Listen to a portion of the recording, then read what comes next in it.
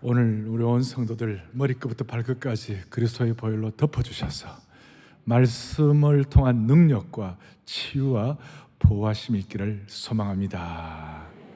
저는 오늘 재물 사용권을 위한 매뉴얼에 대해서 말씀을 드리겠습니다. 우리가 매일매일 경험하는 우리 삶의 이 재정에 대한 우리 정한 원칙, 그리고 우리 재정 사용에 대한 하나님 주시는 영적인 지도를 발견하고 돌아가시기를 바랍니다. 자, 오늘 이 비유는 누가복음 16장인데요.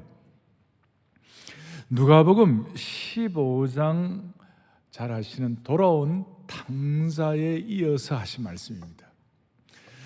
누가복음 15장에 돌아온 탕자의 비유는 여러분 다 좋아하시죠?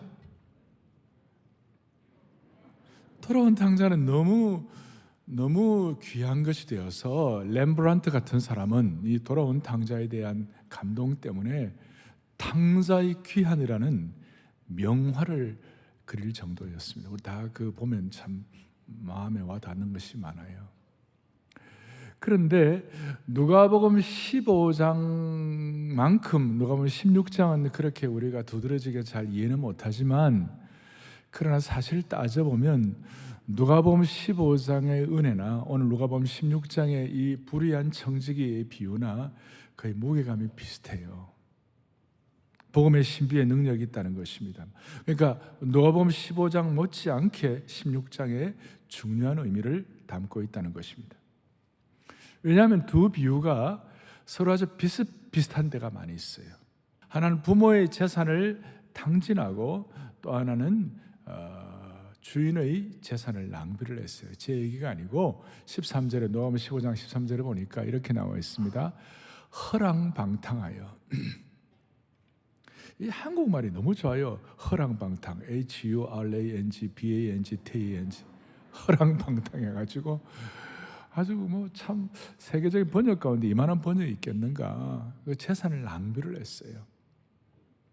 그리고 16장 1절에 보면 이 불의한 청지기도 주인의 소유를 낭비했다. 이 낭비했다는 말이 헬라어로 디아스 코르피조라고 그러는데 똑같은 단어를 쓰고 있어요. 그러니까 그 돌아온 탕자, 그 허랑방탕한 둘째 아들이나 청지기나 다 주인의 재산을 낭비를 한 것입니다. 한 사람은 아들 노릇을 망쳤고 또 한 사람은 청지기 노릇을 실패를 한 것입니다. 그 특이한 것은 둘 다 벌을 받지 않았어요. 둘 다 잘못에 대한 처벌을 받지 않았습니다. 돌아온 탕자는 아버지로부터 가족으로 추방당하지 아니하고 오히려 다시 새 신분을 회복했고, 불의한 청지기는 잘못한 것 때문에 감옥에 갇히질 않았습니다. 오히려 아버지로부터 후한 대접을 받고, 청지기는 주인으로부터 어떻다고 칭찬받았죠? 지혜롭다. 그리고 이제 이 비유의 마무리에서 15장에 돌아온 탕자가 있지만 집안에 큰아들이 있었어요. 큰아들은 아주 열받았어요. 그 허랑방탕하고 창기와 돈을 탕진한 이 아들을 위하여 어떻게 이렇게 잔치를 해 주십니까? 나를 위해서는 잔치 한번 해준 적도 없는데, 그러면서 열 엄청 받았어요. 못마땅해가지고 화가 나서 집에도 안 들어가려고 했어요. 그리고 오늘 16장에서도 오늘 14절 오늘 딱 이 내용이 나오는데 뭐라고 그러냐? 바리새인들이 예수님의 이 비유를 비웃었어요. 아주 못마땅하게 생각했어요. 그러니까 이렇게 말할 수 있습니다. 서로 상호가 되는데 누가복음 15장에 돌아온 탕자의 비유에서 큰아들에게 바리새적 요소가 남아 있었고, 또 여기에 16장의 바리새인은 어떻게 보면 집안의 아까 15장의 큰아들 같이 주님의 심정을 깨닫지 못하는 하나님 나라의 어떻게 보면 진짜 탕자였어요. 여기에 복음의 신비가 있는 것입니다. 우리는 돌아온 탕자의 큰아들이 되지 말게 하여 주시옵시고, 또 유대판 큰아들인 오늘 바리새인이 되지 않도록 재정에 있어서도 돌아온 탕자로서 새로운 세판짜기의 귀환이 있기를 바라는 것입니다. 그래서 오늘 첫 번째 저희들이 생각할 것이 뭐냐면, 재정 사용에 있어서, 재물 사용에 있어서 바리새적 자기의 의를 탈피를 해야 한다는 것입니다. 오늘 이 말씀을 처음에는 여러분들이 조금 이게 어떡하 생각할지 모르지만 마지막에는 이해가 가실 거예요. 다시 한번, 재물 사용에 있어서 바리새적 자기의 의를 뭐라고요? 탈피하라. 14절에 바리새인들은 돈을 좋아하는 자들이라 이 모든 것을 듣고 비웃었다. 15장에 돌아온 탕자 비유나 그 다음 16장에 불의한 청지기의 비유를 듣고 비웃었다는 것이에요. 너희들 재물을 영혼을 위한 고리로 사용하라. 그리고 적은 일에 충성돼야, 그러니까 재물에 충성돼야 참된 것, 하늘의 성령이 주시는 권능과 능력을 체험할 수 있다. 그리고 13절에 하나님과 재물을 겸하여 섬길 수 없다.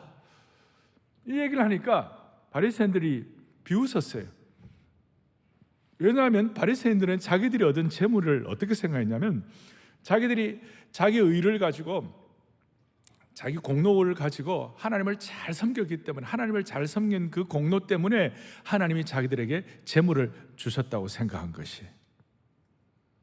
그러니까 비록 자기들이, 이 바리새인들이 사회적 지위를 가지고 착취로 재물을 얻었다 하더라도 자신들이 재물을 얻은 그것을 하나님을 잘 섬겨서 얻은 증거라고 아주 자신감 만만했어요. 그렇다면 바리새인들의 재물과 부는 정말 율법이나 하나님의 법을 잘 지켜서 얻은 것인가? 결론부터 말하자면 아니에요. 바리새인의 중심을 꿰뚫어 보시는 예수님께서 여기에 대해서 바로 15절에 직격탄을 날리신 거예요. 너희들이 재물 갖고 너희들이 부자인 것이, 너희들이 무슨 말씀 잘 지켜서 행한 것이 아니고, 너희는 사람 앞에서 스스로 옳다는 자들이나 너희 마음을 하나님께서 아시나니 사람 중에 높임을 받는 그것은 하나님 앞에 미움을 받는 것이라. 바리새인들이 자기 의에 심취되어서 스스로 의롭다고 여기는 것을 주님은 책망하시는 거예요. 그러면서 조금 전에 말씀하신 돌아온 탕자나 불의한 청지기를 너희들이 비웃었지만 사실 너희들은 그 사람들보다 못하다 꾸짖으시는 거예요. 그리고 겉으로 의인인 체 하면서 사람들 앞에 높임 받으려는 영적 교만을 하나님은 미워하신다고 주님께서 지적하신 것이. 바리새인들이 헌금할 때도 그 마음에는 늘 이 과시욕이 가득 차 있었습니다. 겉으로는 경건으로 포장했지만 중심을 보시는 예수 그리스도의 불꽃 같은 눈을 속일 수가 없었던 것입니다. 사실 바리새인들은 앞에 누가복음 11장 앞에 보면요, 11장 39절에 이렇게 나와 있어요. 주께서 이르시되 너희 바리새인은 지금 잔과 대접의 겉은 깨끗이 하나 너희 속에는 탐욕과 악독이 가득하도다. 겉으로 볼 때는 하나님 잘 섬기는 것 같고, 겉으로 볼 때는 경건한 것 같고, 겉으로 볼 때는 거룩하고 깨끗한 것 같지만 사실 너 속에는 탐욕과 악독이 가득하도다. 이 교만한 자들아, 이런 식으로. 그 뒤에 누가복음 20장 47절에 거기에 대한 증거를 말하는데 뒤에 누가복음 계속해서 이 바리새인들은 과부의 가산을 삼키며 외식으로 길게 기도하니, 여러분 공적 기도 길게 하면 조심해야 됩니다. 외식으로 길게 기도하니 그들이 더 엄중한 심판을 받으리라 하시니라. 제가 무슨 바리새인들에 대한 억하심정이 있는 것이 아니라 예수님께서 계속 그들을 질타하셨기 때문에 드리는 말씀이에요. 사실은 바리새인들을 질타하는 것이 아니라 어떻게 보면 우리 속에 있는 이 바리새적 속성을 조심하도록 주님 오늘 우리에게 일깨우시는 줄로 믿습니다. 우리의 지나간 삶의 여정, 우리의 삶의 고난을 통하여 여러분 이런 걸 제대로 깨닫지 못한다면 우리는 정말 영적으로 바보 멍청이들이에요. 14절에 바리새인들은 실제로 돈을 너무 좋아하면서 겉으로는 거룩한 척 그렇게 하는 것이에요. 그러면서 예수님께서 계속해서 바리새인들을 집중적으로 어떻게 보면 반복해서 어떻게 보면 집요하게 꾸짖으시는데 16절 말씀 아주 중요한 말씀이에요. 율법과 선지자는 요한의 때까지요 그 후부터는 하나님 나라의 복음이 전파되어 사람마다 그리로 침입하느니라. 이게 무슨 뜻인가 하면 율법과 선지자는 구약을 말씀하는 거예요. 이 구약의 말씀은 요한의 때까지요, 세례 요한이 올 때까지요. 그리고 세례 요한 이후 예수님 오시고 난 다음부터는 하나님 나라의 복음이 전파되어 사람마다 그리로 침입하느니라. 그러니까 여러분, 천국은 침노하는 자의 것이다 들어보셨죠? 자, 구약 시대 때는 요한의 때까지요, 그 후부터는 하나님 나라의 복음이 전파되어 사람마다 그리로 침입하느라는 것은 이제 신약시대 예수님 오시고 난 다음에는 하나님 나라는 천국은 침노하는 자의 것이다. 어떤 사람들이 비록 겉으로 볼 때 멸시당하고 무시당하고 조롱당하고 사람 취급부터 받지 못하는 그 당시에 죄인, 세리, 창기 이런 사람들이 예수님의 복음을 받아가지고 주님 앞에 나올 때 그게 바로 천국은 침노하는 자의 것이다, 그런 뜻이에요. 그게 왜 이리 중요한가 하면 이 바리새인들은요, 죄인과 세리와 창기는요 절대로 하나님 나라에 못 들어간다고 생각했어요. 그 자기들은 철저하게 죄인과 세리와 창기와는 다르다고 생각했어요. 그러니까 그런 공로의식과 그런 영적 교만이 꽉 차 있어갖고 이제는 새로운 하나님 나라가 도래하고 예수 그리스도의 새로운 생명의 복음이 왔음에도 불구하고 과거의 전통과 과거의 율례와 과거의 프레임에 꽉 사로잡혀가지고 이 새로운 생명의 신비가 온 줄도 모르고 자기들은 어떤 공로와 이런 거 들어가지만 세리와 죄인과 창기 이런 죄인들은 하늘나라 못 들어간다고 철저하게 믿고 있었던 사람들이에요. 근데 실제로는 자기들이 천국 탈락. 실제로는 자기들이 탈락. 세리와 죄인들은 천국에 절대로 들어가지 못한다고 생각하는 그들에 대해서 예수님은 천국 복음을 받아들이지 않는 바리새인들의 완고함에 대해서 지금 책망하고 계시는 거예요. 그러니까 자기들이 그 완고함 때문에 천국 들어가는 것 자동 탈락된 줄도 모르고 계속해서 죄인과 세리 이런 사람들을 비난이나 하고 있는 것이 너무 아이러니한 거예요. 자기들이 실제로 탈락된 줄도 몰랐어요. 그래서 이 누가복음 16장 16절은요 구약의 시대가 끝나고 새로운 신약의 복음의 시대가 열렸다는 것을 설명하는 것이에요. 복음의 새로운 시대가 열렸다는 것을 말씀하시는 열렸다 16장 16절 열렸다 16 16장 16절 이제 깨닫고 여러분들 평생에 누가복음 16장 16절을 기억하셔야 돼요. 이게 누가복음 15장에 돌아온 탕자의 신비와 불의한 청지기의 비유를 마치고 난 다음에 너무나 엄청난 복음의 생명의 신비가 여기에 담겨 있는 거예요. 다시 한번 16절 보겠어요. 뭐라고 되어 있습니까? 율법과 선지자는 요한의 때까지요 그 후부터는 하나님 나라의 복음이 전파되어 사람마다 그리로 침입하느니라. 오늘 이 말씀을 듣는 저와 여러분들은 이 복음의 생명의 신비에 피의 복음의 눈이 열려가지고 예수 그리스도를 구세주와 주님으로 영접하는 순간 우리가 천국은 침노하는 자의 것이 된 것이에요. 지금 죽어도 우리는 천국 갈 수가 있는 것입니다. 우리의 실력 때문이 아니라 그리스도의 보혈의 능력 때문에. 그리고 이 재물의 문제도 단순히 무슨 지식의 문제가 아니라 순전한 복음과 깊이 연결되어야 제대로 깨달을 수가 있는 것입니다. 그런데 예수님은 간절한 목자의 심정을 가지셨기 때문에 또 사람들이 구약에 있는 귀한 말씀을 바리새인처럼 자기 기준으로 무시하는 사람들이 많을까 봐 17절에 주님께서는 다시 한번 딱 우리에게 정리해 주시는 거예요. 17절에 뭐라 나와 있느냐?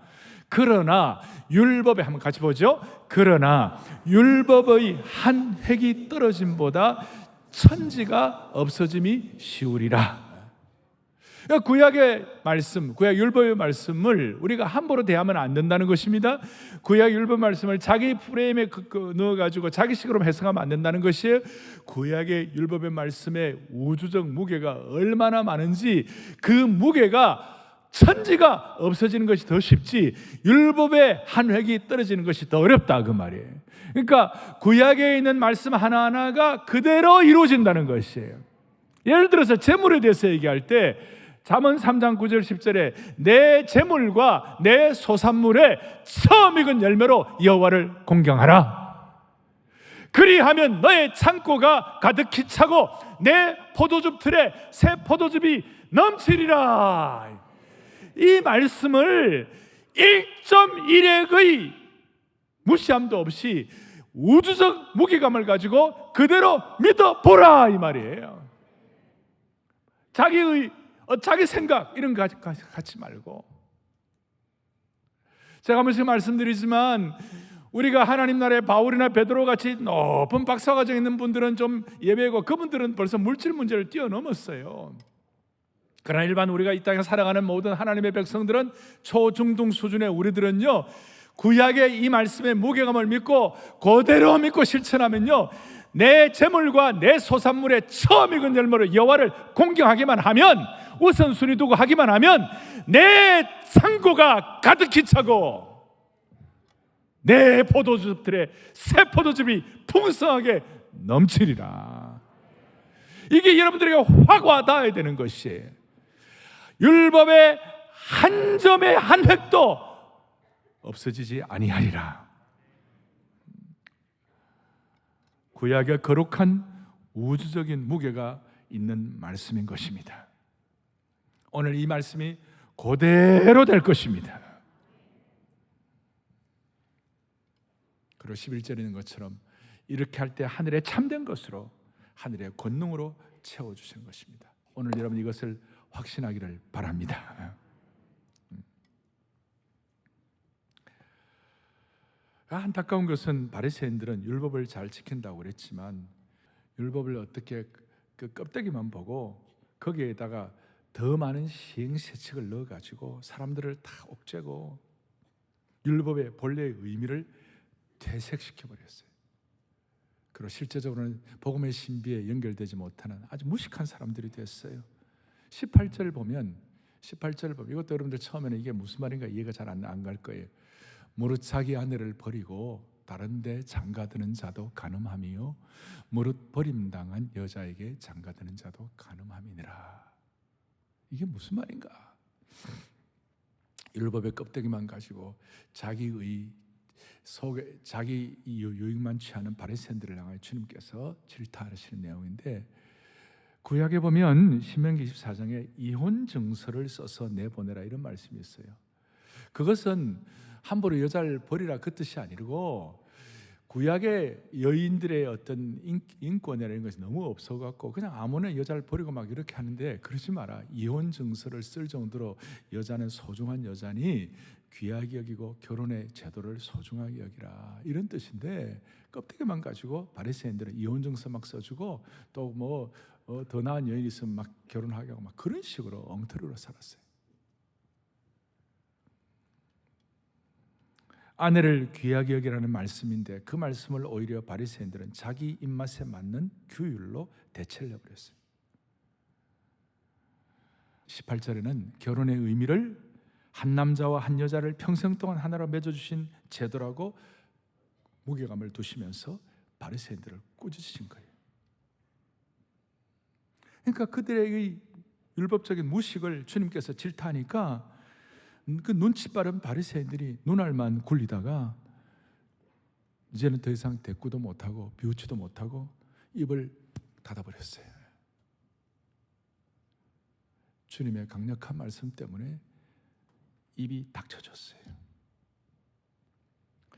그래서 오늘 저는 우리의 남은 생에, 우리의 인생 가운데 우리 속에 있는 바리새적 이런 자기의가 탈피될 수 있도록 어떻게 되어야 할 것인가, 특별히 재물 문제에 관해서 우리 속에 있는 바리새적 속성과 자기의와 외식과 자의적 말씀 해석, 즉 선택적 말씀 사용을 처리해야 되는데 우리 늘 조심해야 돼요. 그러려면 어떻게 되느냐, 내 안에 있는 바리새적 요소가 정리되어야 재물 사용권 문제가 해결되는 줄로 믿습니다. 그러니까 오죽하면 주님께서는 누가복음 앞에 12장 1절에 바리새인들의 누룩을 조심하라, 이런 바리새적 요소를 정말 조심하라. 그 말씀을 듣는 제자들의 인생길에 바리새적 요소에 대한 경고 표지판을 세우신 거예요. 바리새인들이 처음부터 나쁜 사람들은 아니었어요. 그러나 그들도 부패한 본성을 지닌 인간이니까 시간이 지나면서 자기 의에 뿌리를 둔 외적 경건주의로 전락하였고 자기들의 선행을 의지하기 시작했어요. 우리 세상에 보면 더 경건하고 이런 분들 있잖아요. 잘못하면 바리새인이 되는 거예요. 거의 조선시대의 유교 성리학과 비슷한 거예요. 껍데기 가지고 사활을 일으키는 거예요. 바리새인들은 자기 의와 외식이 너무 끔찍하게 털을 잡고 있어가지고 예수님의 복음과 생명의 복음이 좌정할 자리가 없어져 버렸어요. 겉으로는 신앙을 말하고 율법을 말했지만 실상은 예수님은 간 곳이 없고 자신의 생각과 자신의 의와 자기의 전통과 자기 욕심과 종교적인 전통만을 고집할 뿐이었어요. 그 내면에는 영적인 우월감과 다른 사람을 쉽게 정죄하는 영적 교만이 가득한 사람들이었습니다. 사랑하는 성도 여러분, 오늘 이 재정에 관한 문제를 얘기할 때 이 재정에 관한 것이 나중에 나오지만 결국은 여러분 무슨 설교자를 위한 것도 아니고 예수님을 위한 것도 아니고 너희를 위하여 하늘에 보물을 쌓아두라고 그러신 거예요. 이것이 결국은 저와 여러분들을 위한 것이에요. 그런데 그 복음의 신비를 모르고 재정에 대해서 교회가 뭘 헌금을 강조하나 뭘 어떻게 하나 이런 얘기하는 분들이 있으면요, 그건 정말 아니에요. 그건 바리새적 요소가 들어와 있는 것이에요. 생명의 깊은 신비에 들어가면 이 말씀은 결국은 저와 여러분들을 위한 것이라고 믿습니다. 자기 생각에 자기 어떤 재정에 대한 자기 생각들이 있어가지고 인생의 작은 나룻배를 지탱하느라 큰 바다에서 항해하는 은혜의 함선에 탑승하지 못하는 것이, 작은 나룻배 의지하다가 은혜의 큰 방주에 승선하지 못해요. 작은 것 붙잡고 있다가 은혜의 폭포를 경험하지 못하는 것이에요. 마르고 말라 부서지기 쉬운 바리새인들의 신학에는 예수님께서 공급하시는 생수의 물줄기를 경험하지를 못하는 것이에요. 그래서 이제 제가 재정 사용 매뉴얼을 말씀을 드릴 터인데, 이 재물을 어떻게 사용하실 거는 단순히 우리 재정 문제가 아니라 우리 속에 있는 바리새적 속성을 척결하고 복음의 신비에 진입하는 축복을 주시기를 원하시는 것이에요. 우리 안에 있는 바리새적 속성을 어떻게 극복할 수 있는가? 첫째, 여러분들과 저의 재물을 하나님 나라의 믿음의 모험을 위하여 투자하셔야 되는 것이에요. 재물을 믿음의 뭘 위하여? 모험을 위하여. 그 이유는 우리가 이 청지기 노릇할 시간이 제한되어 있어요. 오늘 불의한 청지기도 며칠 안 남았어요. 우리 모두는 우리의 삶에 육신에 제한이 있는 것이에요. 재물도 우리 쓸 시간이 제한되어 있고 심지어 우리 육신도 제한되어 있어요. 어쩌면 우리 육신이 먼저 갈 수도 있는 것이에요. 주님은 재물을 제한적인 시간 내에 돈을 갖고 있을 때에 잘 사용하라는 것입니다. 그래서 이 땅에 육신의 삶에 제한된 시간을 뛰어넘는 목적을 위하여 물질을 사용하라는 것입니다. 어떻게 해요? 믿음의 모험에 투자라는 것입니다. 육체와 영혼이 목마른 자들을 위하여 사용하고, 믿음의 모험을 가지고 영적으로 무지한 사람을 위하여 사용하고, 믿음의 모험으로 소외된 자, 약자, 가난한 자들을 위해 사용하고, 무엇보다도 선교와 복음 선포와 진리를 사용하는 데 사용하라는 것입니다. 그 이유가 뭐냐? 돈은 빨리 사라지고 제한된 시간되기 때문에. 여러분, 우리 모두는 다 죽을 때 벌거벗은 채로 주님 앞에 섭니다. 어떤 사람도 물질을 갖고 주님 앞에 설 수가 없습니다. 그런데 재물을 가지고, 죽음 이후에도 재물을 가지고 주님 앞에 서는 길이 하나 있어요. 이방 종교들은 껍데기만 알아가지고 사후세계에 돈을 가져간다고 그래서 중국 사람들은 죽고 난 다음에 종이를 태워서 지전을 태워주잖아요. 우리는 죽을 때 돈을 일반적으로 가져갈 수 없어요. 그러나 예수님은 너의 보물을 하늘에 쌓아둘 때 그것이 우리가 죽을 때 주님 앞에 재물을 갖고 가는 것이에요. 우리가 이 땅에서 돈을 가치 있게 사용한다면 돈을 가지고 갈 수가 육신적으로는 없지만, 그러나 영적으로는 그 재물을 갖고 주님 앞에 갈 수 있는 것이에요. 벌거벗은 채로 우리가 죽지만 이 진리를 깨달으면 누구도 벌거벗은 채로 죽지 아니하고 가난한 채로 죽지 않고 그리스도인만 재물을 가지고 하나님 앞에 보화를 쌓을 수가 있는 것이에요. 하늘에 쌓아둔 그 보물은 인플레이션도 없고 주식 폭락도 없고, 마태복음 6장 20절에 뭐라고 나와 있습니까? 보물을 하늘에 쌓아두라. 거기는 좀 더 동력도 없다고 그랬어요. 그리고 하늘에 쌓아둔 하늘의 비밀에 관해서는 이제 다음 부자와 나사로, 천국과 지옥에 대해서 말씀하고 있는 것이죠. 사랑하는 교우들이여, 우리는 복음의 신비를 깨달은 줄로 믿습니다. 그래서 이 땅에 돈의 궤도를 따라 우리 인생 돌리지 말고, 돈이 하나님이 원하시는 복음의 궤도, 생명의 궤도를 따라 돌도록 만들어 주시기를 바라는 것이에요. 그게 뭐냐면 믿음의 모험을 통하여 우리는 빨개벗은 채로 죽지 아니하고 소중한 물질을 하늘에 축적하는 궤도에 진입하시기를 바라는 것입니다. 그래서 우리는 이 땅에 돈이라는, 재물이라는 행성의 궤도에 따라 돌면 결국 하나님이 원하시는 목적을 이룰 수가 없지만, 돈이 하나님이 정하신 복음의 궤도, 생명의 궤도, 믿음의 궤도로 돌게 되면 이 재물은 하나님의 아름다움으로 빛나게 될 수가 있습니다. 지난주에 제가 사부 예배 때 젊은이들에게 그렇게 얘기했습니다.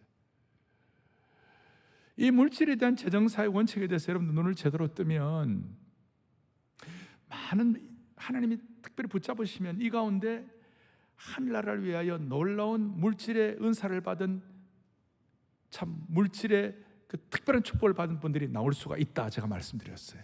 무슨 말이냐?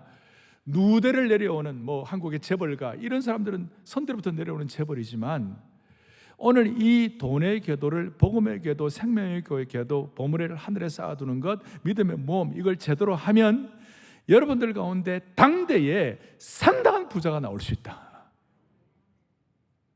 그러니까 전 세계적으로 당대의 큰 부자가 되는 사람들 가운데 많은 사람들이 크리스찬인 것이에요. 그 이유가 뭐냐? 이 돈의 궤도를 생명의 궤도, 복음의 궤도, 믿음의 모험의 궤도로 따라 돌리면 하나님께서 기적적으로 어떤 사람들을 상상도 못하는 부자로 만들어 주시는 것이에요. 하나님 나라를 위하여. 그리고 우리가 주로 주님 앞에 물질을 헌신할 때에, 기본적으로 예를 들어 예배 때 헌신할 때에 두 가지 의미가 있어요. 하나는 하나님이 나에게 이만큼 은혜 주신 것을 감사합니다는 감사의 표현이 있어요. 맞습니까? 그런데 또 하나는 미래에 주실 은혜를 기대하면서 드리는 물질이 되기도 하는 것이에요. 두 가지가 포함돼요. 과거에 대한 감사, 미래에 하나님 나에게 어떤 은혜를 주실까에 대한 믿음을 표현하는 것이에요. 이건 기복신앙이 아니에요. 물질을 가지고 하나님이 우리 가정과 우리 개인과 오늘 이 공동체 가운데 하나님이 주신 은혜를 기대합니다. 사실은 어떤 의미에서 믿음의 모험이에요. 믿음의 모험에 투자를 하는 것이에요. 이것이 바로 뭐냐? 미래의 축복을 받을 그릇의 용량을 준비하는 것입니다. 미래의 축복을 받을 그릇의 용량을 넓히는 것입니다. 이것은 기복신앙 정도가 아닙니다. 이것은 성경적인 저축관인 줄로 믿으셔야 되는 것입니다. 다시요, 미래에 대한 기대를 하면 주님 앞에 드리는 것은 성경적인 저축관인 것이에요. 우리가 집에 보물이 있으면 거기에 우리 마음이 가 있잖아요. 집안에 금고에 무슨 대단한 거 있으면 거기에 마음이 가 있잖아요. 우리가 하늘나라에 대한 저축을 하면 거기에 마음이 가 있는 것이에요. 거기에 마음이 가 있는 것이에요. 그래서 오죽하면 하나님께서 뭐라고 말씀하시는가? 다시 한번 6장 20절을 다시 한번 보시겠어요? 다시 한번 함께 보겠습니다. 오직 너희를 위하여 보물을 하늘에 쌓아두라. 믿음의 헌금은 결국은 누구를 위한 것이다? 다시 한번요. 믿음의 헌금은 결국 누구를 위한 것이다? 왜 우리가 믿음의 모험을 합니까? 믿음의 투자를 하는 이유가 뭘까요? 오직 너희를 위하여. 무슨 교회나 이게 아니에요. 우리 자신을 위하여. 이 눈이 열려야 바리새적 자기의의 속성을 탈피할 수가 있는 것입니다. 믿음의 투자를 누구를 위해 하라고 말씀하시는 거예요? 나를 위하여. 이 말씀이 여러분들에게 레마의 말씀으로, 내게 주신 말씀으로 닿기를 바라는 것이에요. 이걸 잘 깨닫기만 하면 우리 온 성도들은 모두가 다 하늘의 부여, 하나님 앞에서 부자가 될 것입니다. 저는 액수를 말하는 것이 아니라 이것이 여러분과 저의 삶의 재정 사용 매뉴얼이 되기를 바라는 거예요. 한번 따라하겠습니다. 나를 위하여, 나를 위하여 보물을 하늘에 쌓아둡시다. 여러분 공감하십니까? 나를 위하여 보물을 하늘에 쌓아둬. 바리새적 속성을 탈피하고 복음의 신비에 들어가는 것이에요. 이럴 때 우리의 마음이 늘 하늘을 향하고 하나님 나라 생각하면 가슴이 뭉클하고 하나님 나라 더 사모하고 하나님 나라를 준비하고 이 땅에서도 본향을 향하는 삶을 살 수가 있는 것입니다. 저는 우리 교우들 다 잘 되길 원해요. 저는 다시요, 우리 교우들은 물질을 통하여 하나님을 더 깊이 만나기를 원하는 것이에요. 누구를 위하여 하늘의 보물을 쌓아두라고요? 나를 위하여. 다 벌거벗은 채로 죽는데 우리 벌거벗은 채로 죽지 아니하고 우리가 이 땅에서도 하늘나라에 보물을 쌓아두는 그 놀라운 진리를 말씀하는 것이에요. 여러분, 하나님은 우리를 뻘가먹는 분이 아니에요. 하나님은 우리에게 무슨 착취하는 분이 아니세요. 이걸 여러분들이, 아멘. 하나님은 우리를 착취하는 분이 아니세요. 하나님은 오늘도 물질을 가지고 너희를 위하여, 너희를 위하여, 나를 위하여, 나를 위하여. 하늘에 쌓는 것은 상급을 준비하는 것입니다. 죽을 때 재물을 갖고 갈 수 없지만 우리는 자신을 위하여 미리 저축하여 상급을 준비하는 것입니다. 거기는 인플레이션도 없고 거기는 재정사고도 일어나지 않습니다. 그리고 무엇보다도 이렇게 살 때 거룩한 부메랑 현상이 일어납니다. 투자할 때 다시 우리에게 이 땅에서 돌아오는 것입니다. 특별히 하나님께서 훈련하시기로 생각하신 몇 분들 제외하고는 이 땅에서도 전도서 11장에 1절에 오면 너는 내 떡을 물 위에 던지라 여러 날 후에 도로 찾으리라. 떡을 물 위에 던지라는 말은 너희 재물을 후히 사용해보라. 후히 사용해보라. 잠언 11장에 보니까 남을 윤택하게 한 자는 자기도 윤택해진다. 누가복음 6장 38절에 주라 그리하면 너에게 줄 것이니 곧 후히 되어, 이렇게 되는 게 아니고 후히 되어 흔들어 넘치도록. 저리 흉내도 잘 못 나겠어요. 후히 되어 흔들어 넘치도록 너희에게 안겨주리라. 거룩한 부메랑 현상이에요. 이걸 우리 마음속에 레마의 말씀으로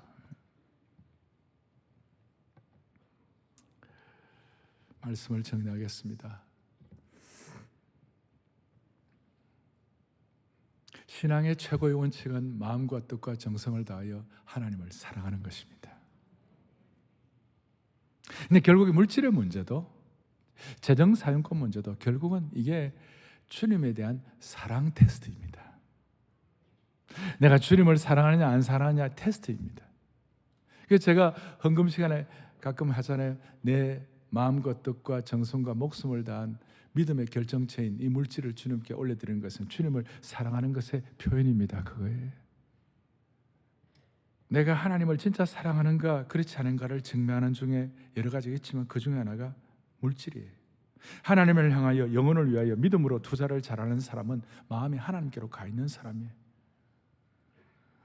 그래서 주님은 어떨 때는요, 우리가 주님을 더욱 사랑하도록 내가 돈 사랑하는 내 마음을 빼내기 위하여 어떨 때는 세상 재산을 없이 할 때도 있는 거예요. 압류도 당하게 하시는 거예요. 그래서 우리의 생각을 바로 잡아주시는 거예요.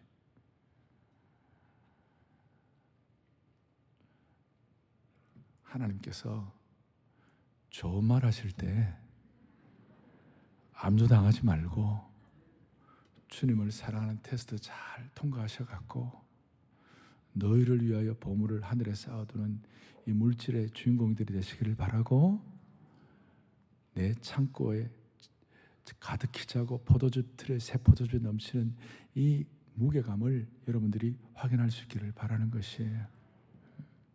물질을 통한 하나님의 사랑 테스트에 다 통과하시기를 축원합니다.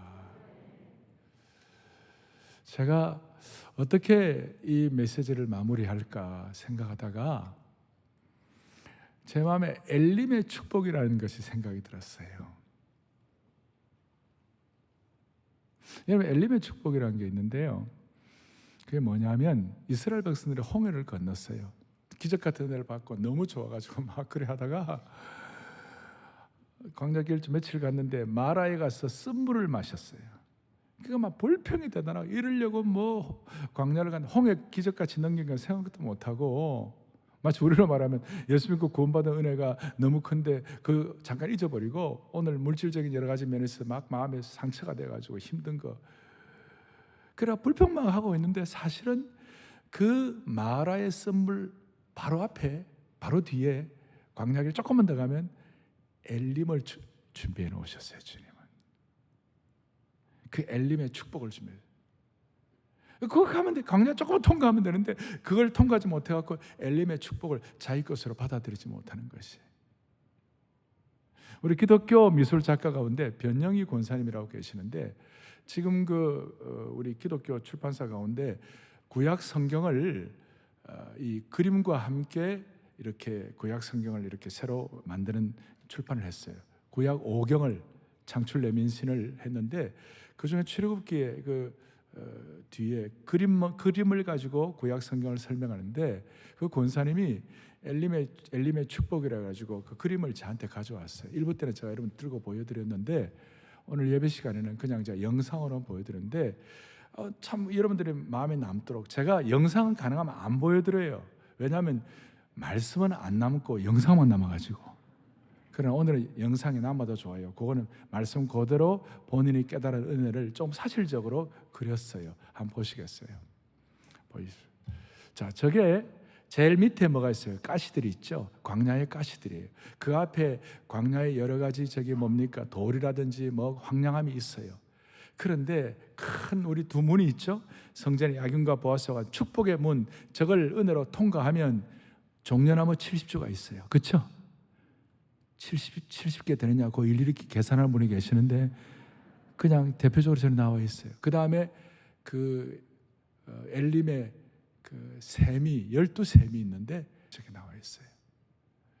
그리고 하늘에는 지금 저게 성령의 비둘기를 상징하는 것이, 성령께서 깨닫게 하셔갖고 여러분들의 재정생활과 인생의 광야 같은 가시 같은 마라의 쓴물 같은 거 있지만 조금 앞에 하나님께서 여러분 복음의 신비의 문을 통과하기만 하면 모든 성도들에게 12샘과 종려 70주를 하나님이 허락해 주실 것입니다. 이게 믿음입니다.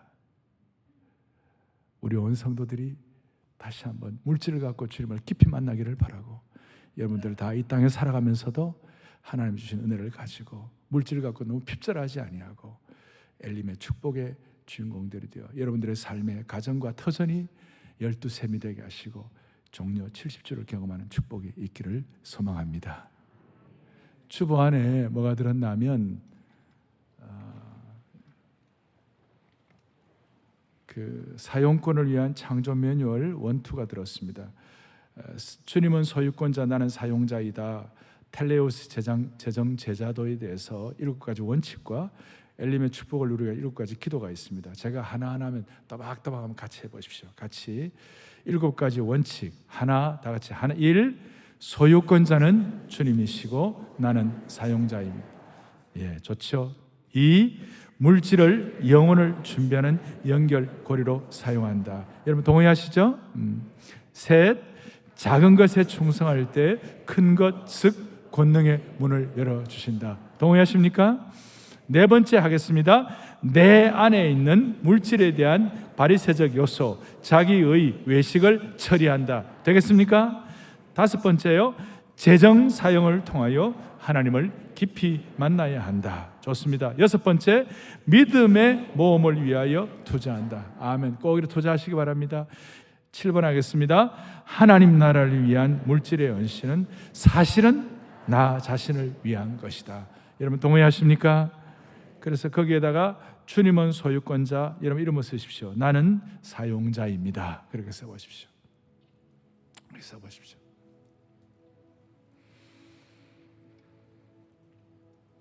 하나님은 우리 교우들을, 오늘 이 말씀을 듣는 여러분들을 너희를 위하여 보물을 하늘에 쌓아두라고 그러시고 창고가 가득히 차는 은혜를 반드시 허락해 주십니다. 소유권자와 사용권자 분명히 하면 우리가 벌거벗고 주님 앞에 섰을 때에 주님은 하늘의 보물을 쌓아두는 인생이 되게 하시는 것입니다. 넘어가겠습니다. 엘림의 축복을 누리기 위한 7가지 기도 하나하나 하면 여러분 아멘으로 크게 합시다. 하나 시작. 재정의 소유권이 주님께 있음을 인정하며 아침마다 저는 주님의 청지기입니다라고 고백하겠습니다. 아멘. 아침마다 청지기입니다. 둘, 영혼 구원을 위해 재정을 사용하기로 결단하고 영가족과 나누겠습니다. 아멘. 셋, 탁월한 업무 능력과 겸손을 겸비한 숙련된 일꾼이 되기 위해 영성과 은사를 개발하겠습니다. 아멘. 넷, 인색함으로나 억지로 하지 않고 기쁜 마음으로 하나님 나라를 위하여 물질을 드리겠습니다. 아멘. 다섯, 이웃 사랑과 하나님 나라가 선포되어야 할 영역을 위해 기도와 함께 물질로 후원하겠습니다. 아멘. 믿음의 모험의 투자입니다. 여섯 번째, 자녀들에게 단순히 재테크가 아니라 재정의 높은 영적 가치, 성경적인 저축관을 가르치겠습니다. 아멘. 자녀들에게 큰 물질이 아니라 성경적인 저축관의 큰 믿음을 나눠주시기 바랍니다. 일곱 번째 하겠습니다. 주님 앞에 올려드리는 헌금을 정성스럽게 미리 준비하겠습니다.